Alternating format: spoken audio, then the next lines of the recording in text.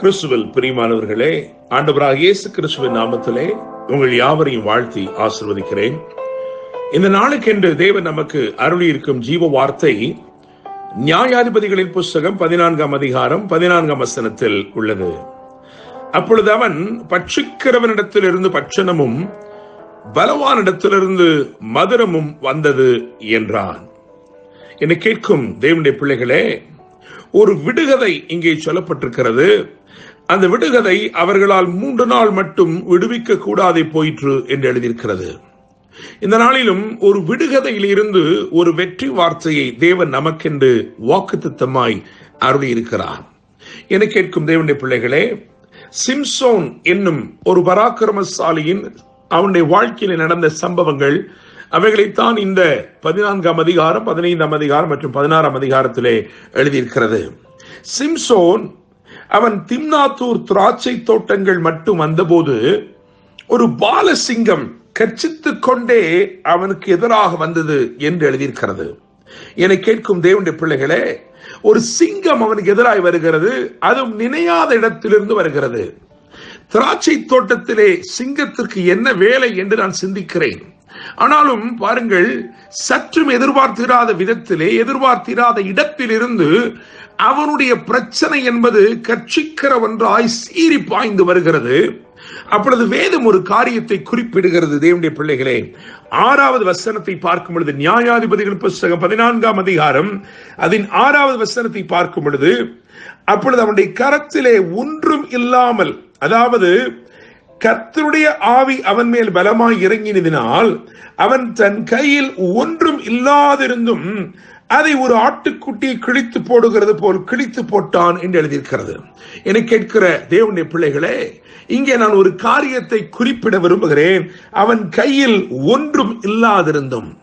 என கேட்கும் தேவனுடைய பிள்ளைகளே, இன்றைக்கு ஒருவேளை நீங்களும் உங்கள் கையிலே ஒன்றும் இல்லை என்று சொல்லிக் கொண்டிருக்கிறீர்களோ, ஆனால் உங்கள் கரத்திலே ஒன்றும் இல்லை என்று சொல்லுகிற இந்நாளில் தானே நீங்கள் மகிமையான காரியத்தையும் பலத்த அதிசயத்தையும் நீங்கள் காணப்போகிறீர்கள். உங்களை கொண்டு தேவன் மகிமையான காரியங்களை செய்ய போகிறார். எனவே இந்த நாளை நான் ஒரு சாதனை நாளாக அழைக்கும்படி விரும்புகிறேன். இந்த நாள் நீங்கள் பெரிய காரியங்களை செய்து முடிக்கும் ஒரு நாளாக இருக்கிறது. It's a day of great accomplishments.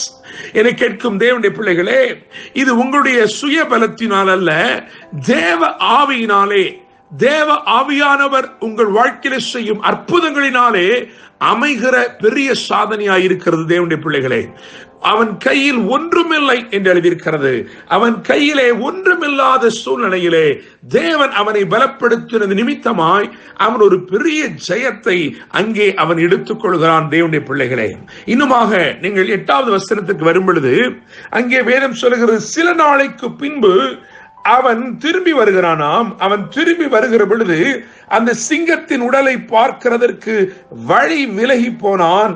இதோ சிங்கத்தின் உடலுக்குள்ளே தேனீ கூட்டமும் தேனும் இருந்தது. என கேட்கும் தேவனுடைய பிள்ளைகளே, அவன் ஜெயம் பெற்று அவன் திரும்பி வருகிறான். அவன் திரும்பி வருகிற பொழுது பாருங்கள், அவன் அங்கே அந்த சிங்கம் அங்கே அதன் உடல் அங்கே கிடக்கிறது.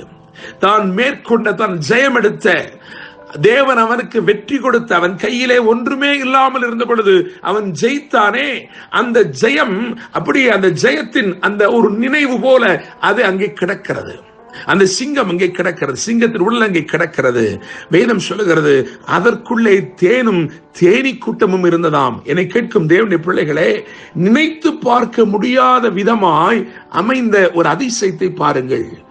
வெற்றி பெற்று போனான், இப்பொழுது திரும்பி வருகிறான். அவன் நினைக்க முடியாத விதமாய் நன்மை அவனுக்காய் காத்திருக்கிறது. நாற்றம் எடுக்கக்கூடிய இடத்தில் இருந்து நினைத்திராத நன்மை புறப்பட்டு வந்தது.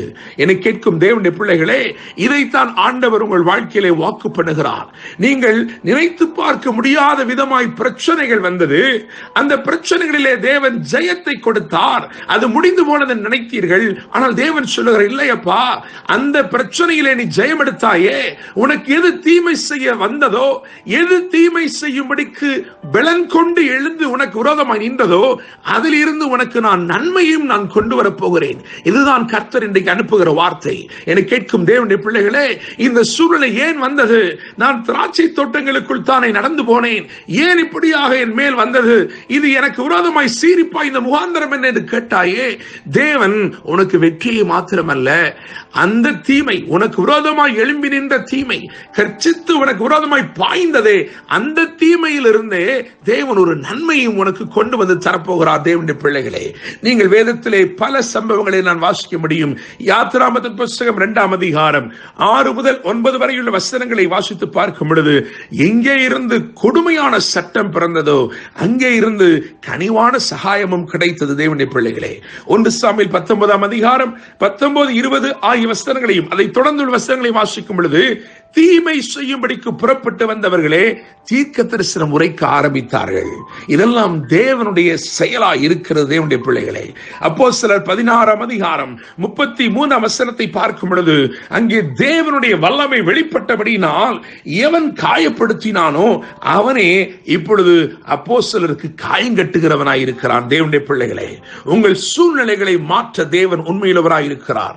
நீங்கள் நினைத்து பார்க்க முடியாத விதமாய் வெற்றியை தருகிற தேவன், நீங்கள் சற்றும் நினைத்து பார்க்க முடியாத விதமாய் உங்களுக்கு நன்மையானதையும் தேவன் பிறப்பிக்கிறார். அந்த நன்மை எங்கிருந்து புறப்பட்டு வருகிறது என்பதை யோசித்து பார்க்கும் பொழுது அது ஆச்சரியமாயிருக்கிறது. இவை எல்லாவற்றிலும் தேவனுடைய கரத்தை நாம் பார்க்க முடிகிறது. இந்த நாளிலே நான் நம்புகிறேன், விசுவாசிக்கிறேன், உங்கள் வாழ்க்கையிலே நீங்கள் நினைத்து பார்க்க முடியாத இடத்திலிருந்து நன்மையை கொண்டு வந்து உங்களுக்கு அருளி உங்கள் வாழ்க்கையை விசேஷப்படுத்தி ஆசீர்வதிக்க போகிறார். என்று அன்புடன் pastor Daniel Moses. God bless you.